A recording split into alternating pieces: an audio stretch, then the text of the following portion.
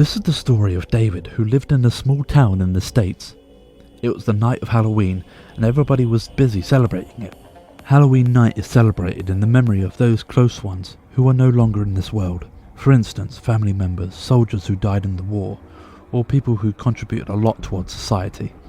It is believed that on this night, a passage opens between the real world and the world of the dead, and the people who remember that day come to meet their loved ones through that passage.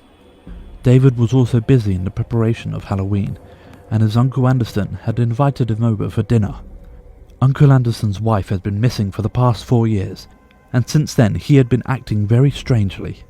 David didn't like his uncle one bit, but he was very fond of his aunt, and that's why he decided to meet his uncle after 4 years. When he reached there, he was taken aback by seeing Uncle Anderson's condition. It seemed he hasn't slept for years. None of the light bulbs in the house were turned on, except one.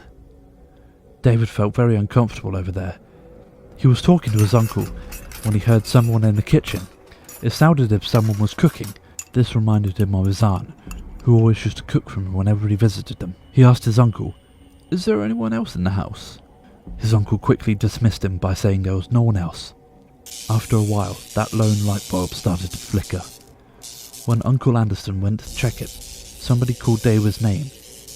David, I had been waiting for you. What took you so long? The voice was clearly of his aunt. Auntie? Is that you? In that flickering light, he saw the spirit of his aunt, who was standing right in front of him. Then the spirit quietly went towards the basement of the house. David somehow managed the courage to follow the spirit.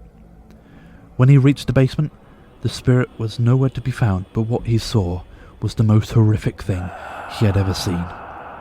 He straight away called the police and told them everything. He saw a statue of Satan, the devil god, and in front of it laid 4 rotten dead bodies. David started feeling dizzy and fell on the floor unconscious.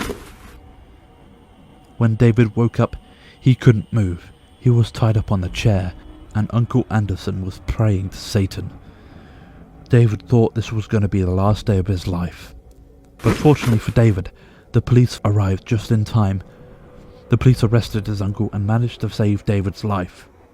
After the interrogation, they came to know that out of the 4 dead bodies, one of them was his wife's.